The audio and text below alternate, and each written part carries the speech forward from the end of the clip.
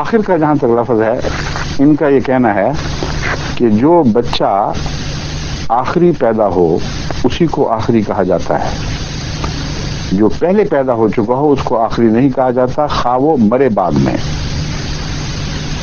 یہ اور اس کے لیے ایک خاص قسم کی عبارت انہوں نے بنائی ہوئی ہے، اور اس عبارت کی شکل ایسی رکھی ہے کہ اس کے سوا کوئی جواب آ ہی نہیں سکتا جو مولوی صاحب چاہتے ہیں۔ کہتے ہیں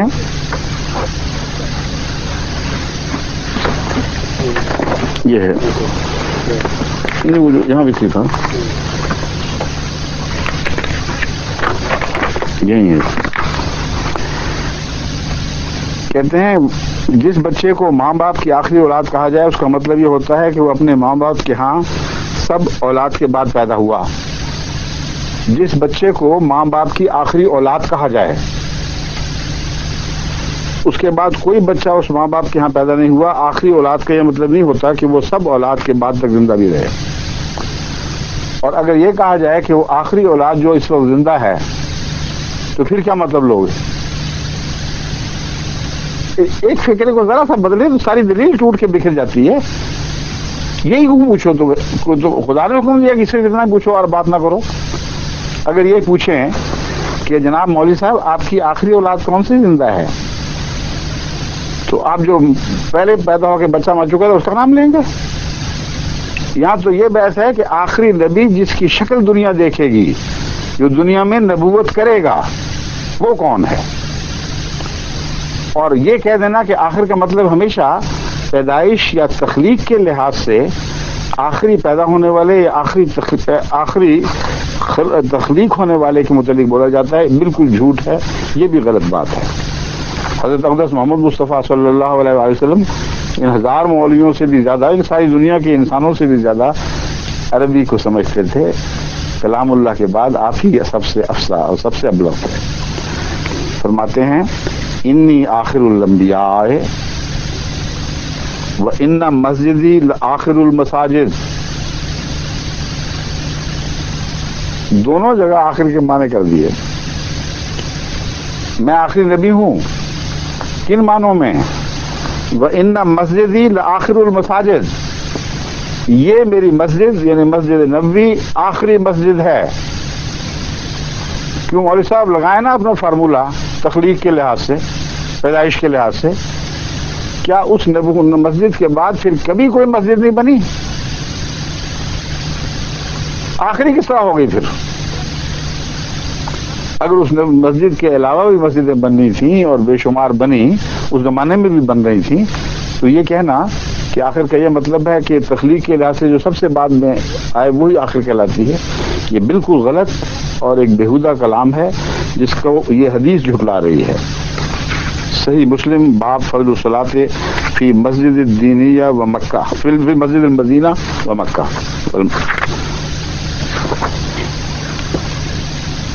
پھر حضرت اقدس محمد رسول اللہ علیہ وسلم کا عیسیٰ علیہ السلام کے متعلق کلام سن لیں۔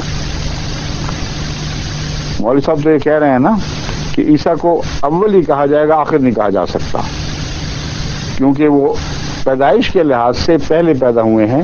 اور جب پوچھا جائے کہ جناب آپ کی اولاد میں سے سب سے پہلے کون سی پیدا ہوئی تھی، تو کہا جاتا ہے کہ فلاں، اور سب سے آخری کون سی پیدا ہوئی تھی تو پھر کہا جاتا ہے فلاں، اور اس میں فرق نہیں پڑتا پھر پہلے کون مرتا ہے بعد میں کون مرتی ہے، ان کی دلیل ہے۔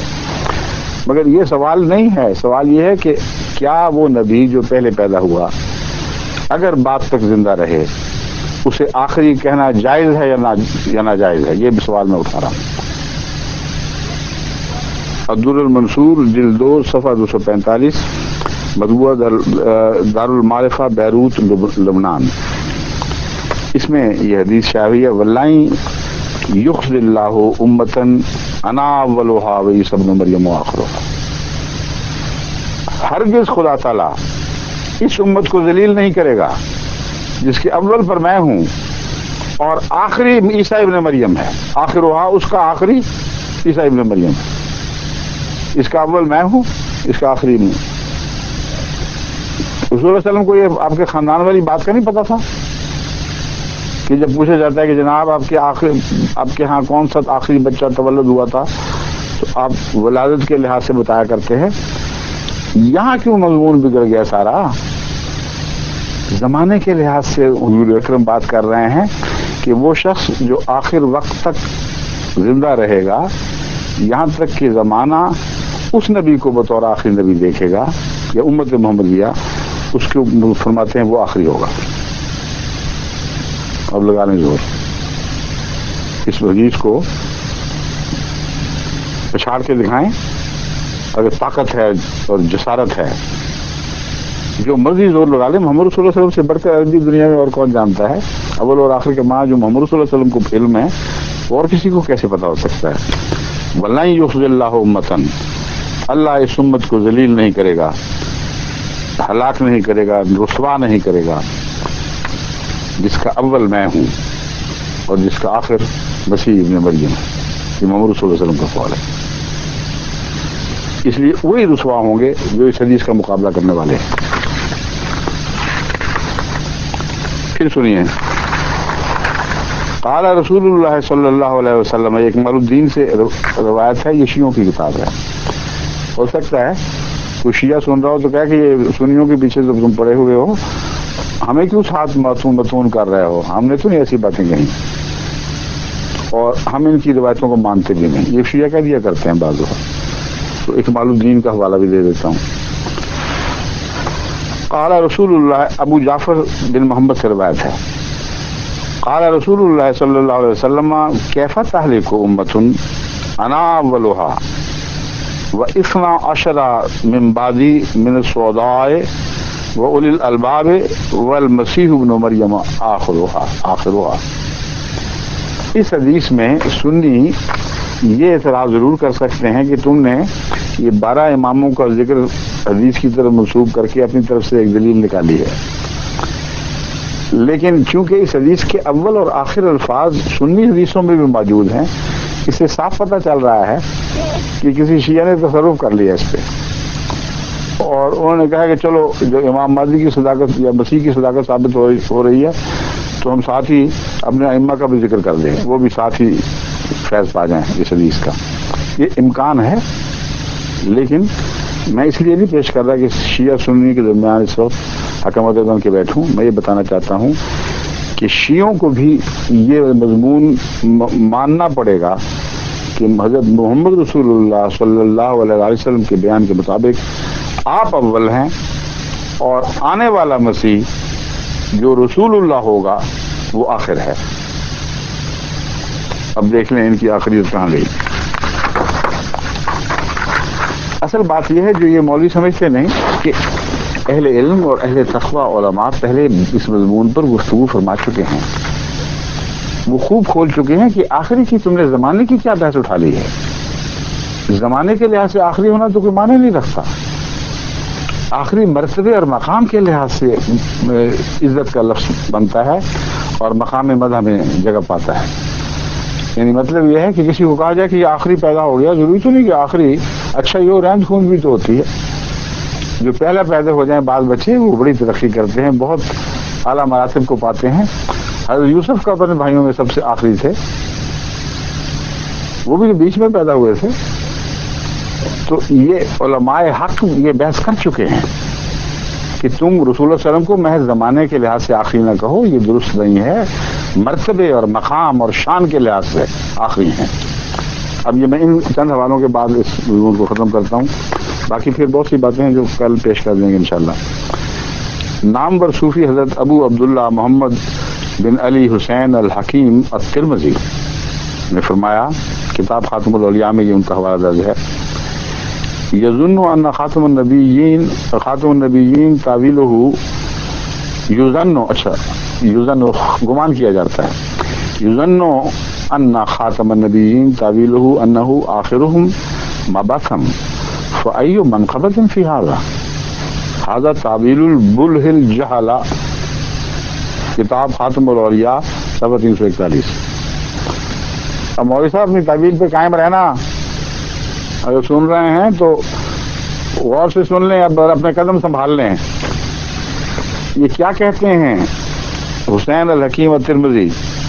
فرماتے ہیں یہ جو گمان کیا جاتا ہے کہ خاتم النبیین کی تعویل یہ ہے کہ آپ مبعوث ہونے کے اعتبار سے آخری نبی ہیں، بالکل وہی بات جو مولوی صاحب کہہ رہے ہیں۔ بھلا اس میں آپ کی کیا فضیلت و شان ہے؟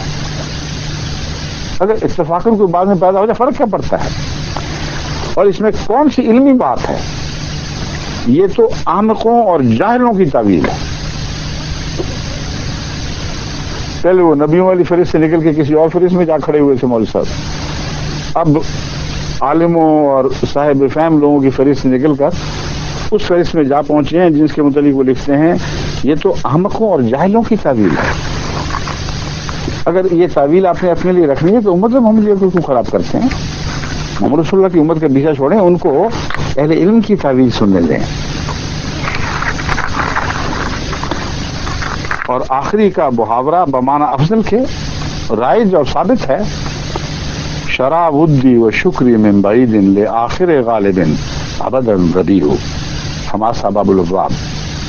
ربیع بن زیاد سے میری دوستی اور شکر کو دور بیٹھے اس شخص کے لیے جو بڑی غالب میں سے آخری ہے ہمیشہ کے لیے خرید لیا ہے۔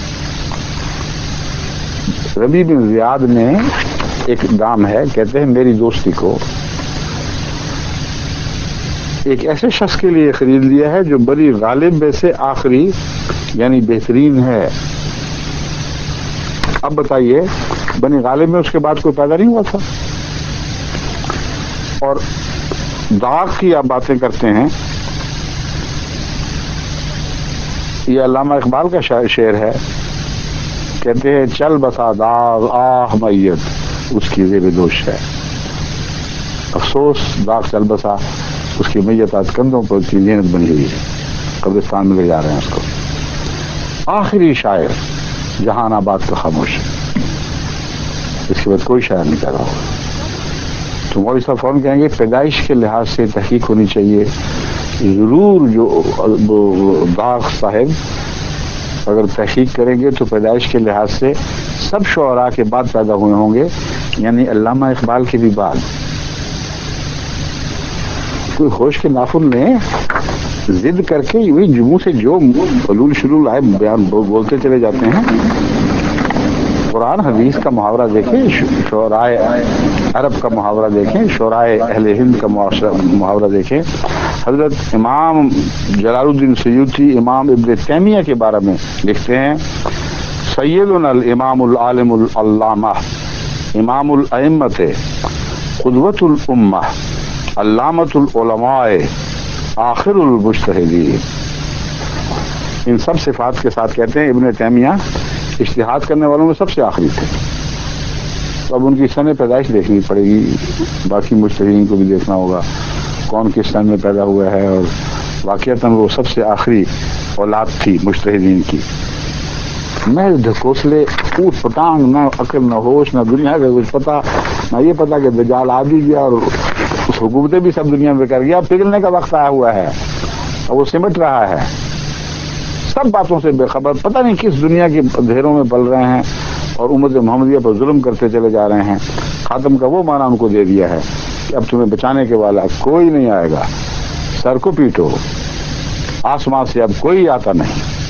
یہ اعلان ہے تمہارا در حقیقت کہ جس وسیع کا تصور ہم نے باندھ رکھا ہے وہ تو نہیں آ سکتا، اس لیے چھٹی کرو، اس امت کو بچانے والا اب کوئی نہیں آئے گا، نعوذ باللہ من ذالک۔ یہ خیال تمہیں مبارک ہو، جماعت احمدیہ اس کی قائل نہیں، امت محمدیہ ہمیشہ زندہ رہے گی، ہمیشہ زندہ رکھی جائے گی، اور اس کی زندگی بخشنے والے خدا تعالیٰ ہمیشہ بھیجتا رہے گا۔